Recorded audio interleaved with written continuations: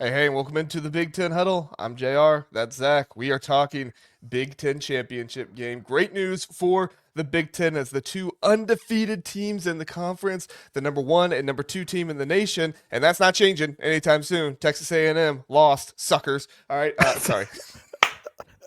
It's not changing anytime soon. Ohio State, Indiana. Even if one of these teams, even if one of these teams is going to lose this game, whoever loses it should still be number two in the nation. That's like my biggest thing that I want to say going into this one because Georgia should not pass either team that loses this game. But anyway, the game is set. Ohio State, Indiana, Big Ten football championship game. We're gonna get into it all. Zach, lot of really, really good stuff for both Ohio State and Indiana coming off of their rivalry games. Obviously, Indiana wins. We talked about that 56-3. We just made a video talking about the Ohio State win 27-9 over Michigan.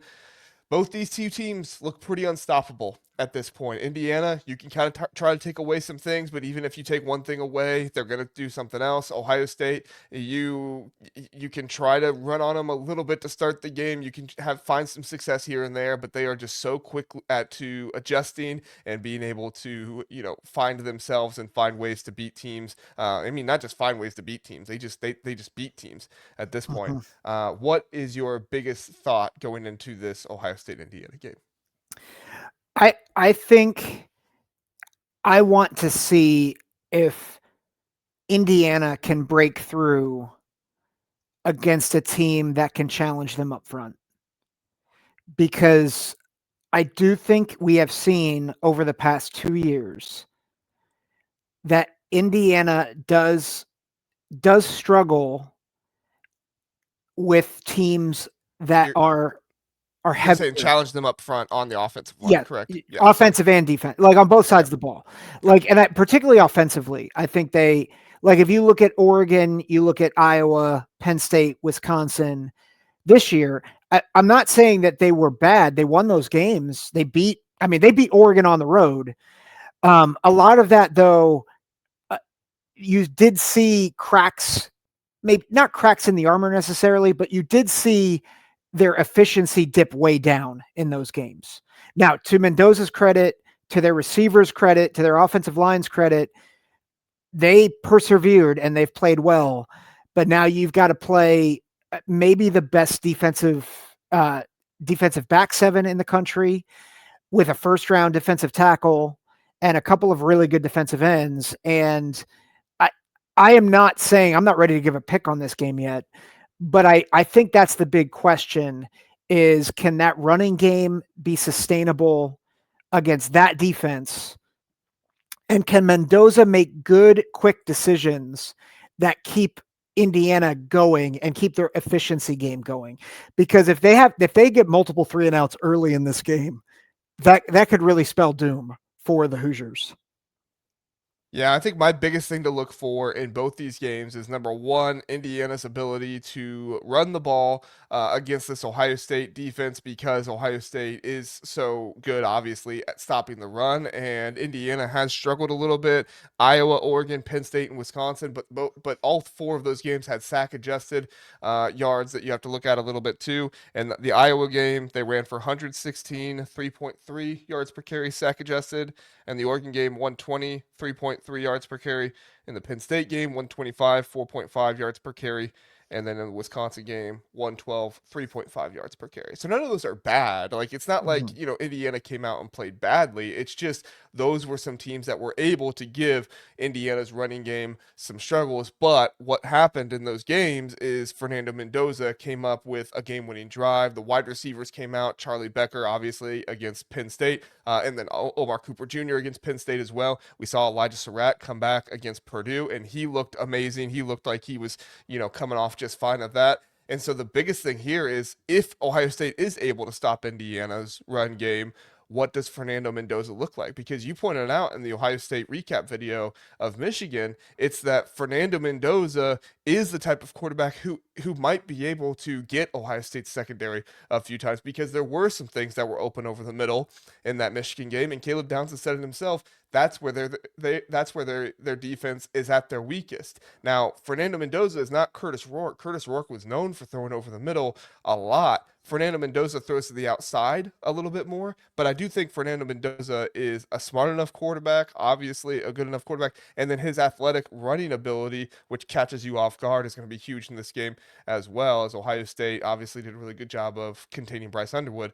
But even though Bryce Underwood's a better athlete, I think Fernando Mendoza is more kind of sleek and kind of sneaky with how he is able to run the ball in Mhm. those situations.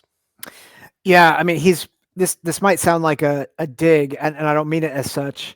He is probably more like Arch Manning than Bryce Underwood. And Arch Manning, in Arch that, Manning was the one that gave him the most trouble. Yeah. yeah, and you have to imagine that they will probably employ Styles and Reese kind of as multiple spies. Like one of them will be tasked one play, and another will be tasked another. You have to imagine that they will spy him at least some in this game. Yeah, for sure. They're going to. If you flip to the other side of the ball and you brought it up, the Indiana defensive line, even in these games like that Oregon game when maybe Indiana's offense wasn't doing as much as you thought they might. And it sounds like I'm like degrading Indiana's offense here. I'm not degrading their offense at all. I'm just pointing out that this was an area where it was unlike the rest of their games where they just completely ran all over teams. But Indiana's defensive line was huge in that game. They had tons of tackles for loss, tons of sacks. I don't have them off the top of my head. I apologize, but they were relentless on Dante Moore. Julian Sayin in this Michigan game didn't really see the pressure. I mean, Ohio State dominated up front in the run game. They dominated up front in the pass game as well. And it's going to be imperative for Indiana to try and, Mhm. number one, get pressure on Julian Sayin, and number two, finish when they get pressure on him, as they've been able to do to every team so far this season. But it's really, really hard to dedicate guys to put pressure on Julian Sayin when you have guys as talented as Jeremiah Smith and Carnell Tate out there out wide, and somebody like Bo Jackson, who kind of emerged as a really good pass catcher threat coming out of the backfield. Yeah, and I think what's to your point, Charles Woodson on the Ohio State Michigan broadcast, he said they're gonna, they need to get pressure on Julian Sayin, which means they might have to go man. And I'm like, dude, that's a terrible idea. Like playing man against Carnell Tate, and we saw it. They, you know, blew a coverage. Carnell Tate has a 50-yard touchdown. Like that's the challenge. You have got to get pressure on Sayin, most likely with 4. Because if you don't, he is so quick to diagnose. Now, I think guys like Kamara and Aiden Kamara, Fisher, Tucker, Daly, I Tucker, mean, all those guys on the yeah, like defensive line. they have dudes up front, and while they may not get the NFL buzz that other players do, I mean, they are blue collar junkyard dogs that will maul you.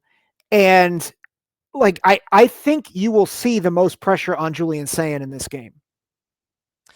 I think so too. And I think that the way that Indiana sends pressure is one of the ways that Ohio State has been susceptible to allowing pressure on Julian Sayin this season as well. Michigan didn't try to do all that many. I mean, I just watched the game, so I need to probably go back and watch it again. But from what I recall, Michigan did not try to do a whole bunch of crazy stuff to Ohio State's offensive line. They tried to kind of straight rush and kind of bully Ohio State's offensive line. They ran a few stunts and things like that here and there, but honestly, like they were pretty easily telegraphed. And some of the simulated pressure they just never really came with because Julian Sayin sat back there knowing they're not going to send extra pressure because we saw what happened when Zeke Berry was on single coverage on the outside versus Jeremiah Smith, and they're not going to do that again, right? Yep. So once you know that somebody's not going to be sending, single pressure like that. I should say there was one time when they sent I think 7 guys. It was on third down, and Julian Sayin had to get rid of the ball. I think it was like 3rd and 7, 3rd and 8,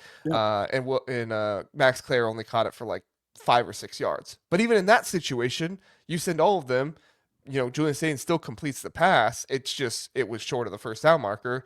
As long as Ohio State doesn't get themselves in bad 3rd and down situations like that, you know, they should be fine, but not getting in bad 3rd and down situations like that is really difficult against Indiana's defense. Yep. Yeah, I agree. So, Any other parts that we want to talk about real fast before we end here? There could be the receivers for Ohio State. Obviously, D'Angelo Pons. Farrell had a really nice pick in that game against Purdue.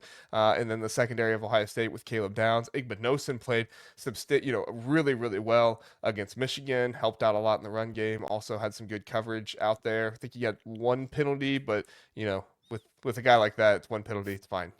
Yep. He's Yeah. been the leader in the college football before in penalties, so you're not going to be too mad about it. Any thoughts on the outside there? I do wonder what it's going to look like with Pons matched up with Jeremiah Smith or Carnell Tate. There is a height advantage there for Ohio State. Both receivers are 6'3".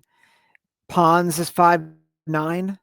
But man, Pons carries himself well. And, he plays above his height. And so I'm curious to see, do they try to go outside shoulder, very similar to what Indiana tries to do, back shoulder fades.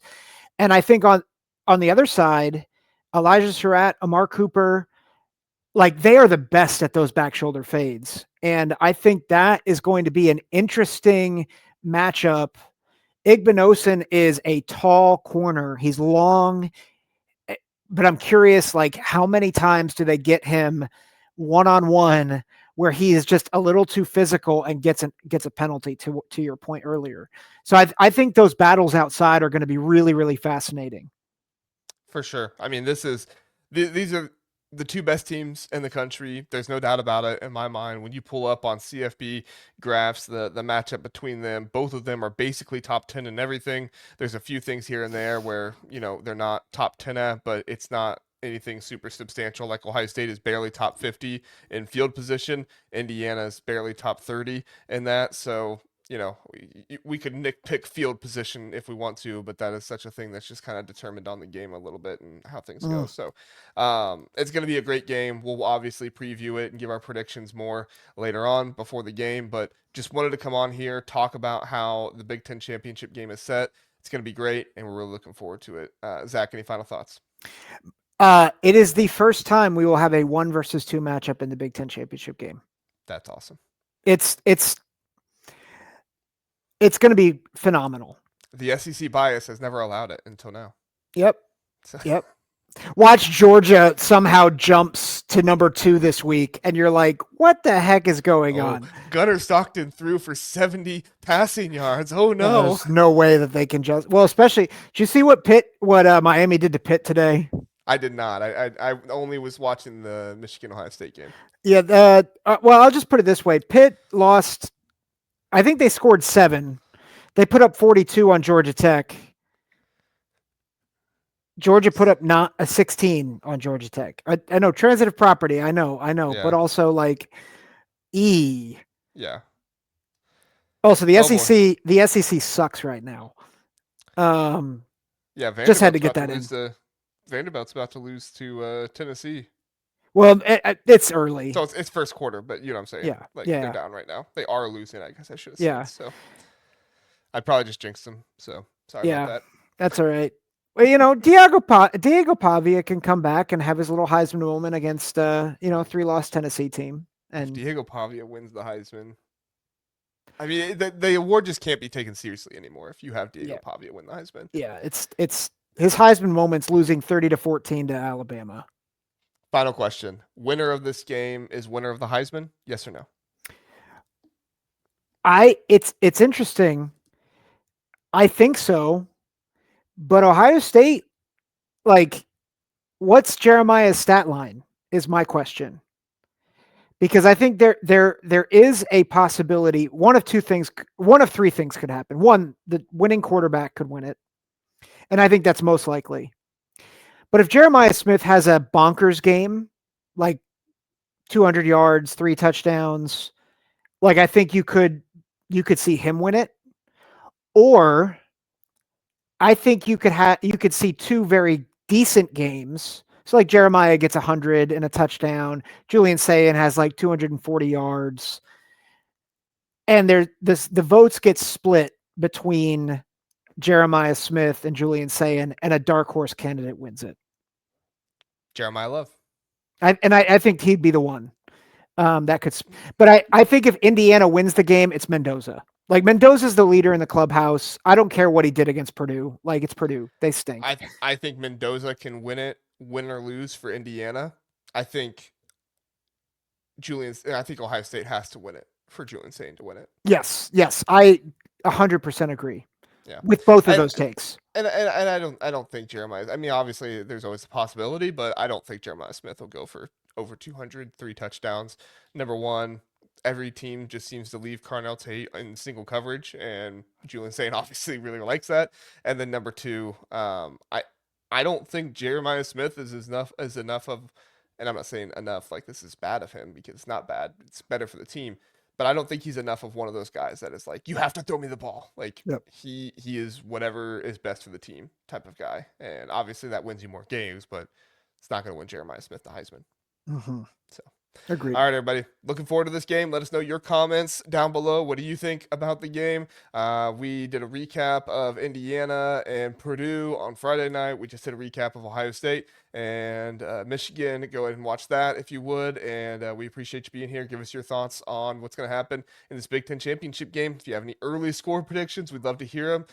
And we can't wait for it. It's going to be a good one. Have a good one. See ya.